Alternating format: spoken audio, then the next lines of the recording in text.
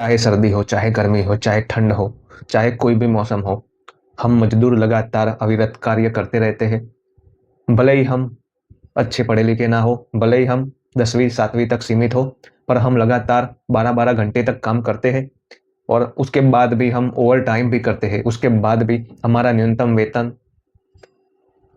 बाहरी देशों के मुकाबले $4 यानी कि 300 या 400 रुपये महज पर दिहाड़ी होती है। ये बहुत ही ज़्यादा लो है दोस्तों, क्योंकि ये बाहरी देशों के मुकाबले ये बिल्कुल भी ज़ीरो है। उनको तो एटलीस्ट हर सुविधा मिलती है, उन्हें सेफ्टी शूज़ मिलती है, उनको सेफ्टी के कंसर्न के जो भी टूल्स हो वो सब मिलते हैं। उसके बाद भी उनकी सैलरी और हमारी सैलरी में अगर कंपेयर करें तो ज़मीन आसमान का फ़र्क है। और हमारे यहाँ तो भाई सांसदों को देखें अब, सभी सभी चीज़ों में उनको सभी हर साल उनका इंक्रीमेंट होगा, उन्हें पेंशन उनको 3 साल या 4 साल का कार्यकाल समाप्त होने के बाद उन्हें जो पुरानी पेंशन थी, वो भी पेंशन लगातार मिलती रहेगी।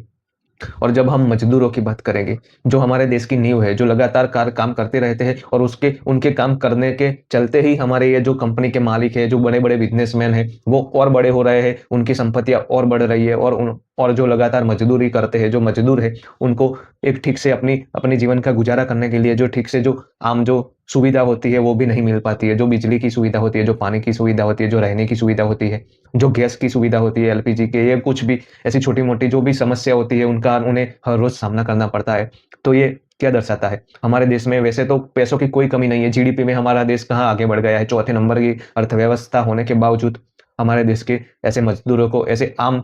200-300 की दिहाड़ी में लगातार खड़े रह के काम करना पड़े, ये क्या दर्शाता है भाई? कि अब ये रहा है कि अमीर बहुत ज़्यादा अमीर हो रहे हैं, गरीब बहुत ज़्यादा गरीब हो रहा है, बहुत ज़्यादा हमारा देश पिछड़ रहा है इन सब मामलों में। फिर भी बस किसी को कोई पड़ी नहीं है, बस अपना अपना काम बनना चाहिए, बाकी भाड़ में जाए जनता। वो नहीं सुना है आपने कि अपना काम बनता तो भाड़ में जाए जनता। जनता से किसी भी पार्टी को कोई भी लेना-देना नहीं है, ये आप पहले से ही गाँठ बाँध के रख लीजिए, क्योंकि ये कुछ भी वो अपने घर को भरने के लिए ये सब कर रहे हैं, वो अपने अपने घर को अपने परिवार के लोगों के लिए सुख-सुविधाओं के लिए वो मेहनत कर रहे हैं। बाकी आम जनता के लिए उनको कोई किसी की भी पड़ी नहीं है, वो अपनी जेबें भरेंगे, बाकी आपको बताएँगे कि भाई हम 3 सालों में ये कर देंगे, 4 सालों में देश का विकास हो जाएगा, ये हो जाएगा, वो हो जाएगा। ये जीडीपी भी फेक दिखाते हैं,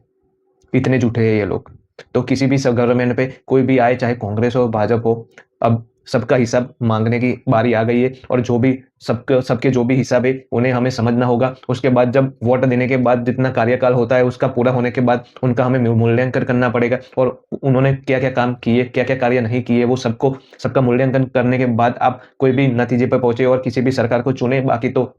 सब भ्रष्टाचार ही भ्रष्टाचार है। किसी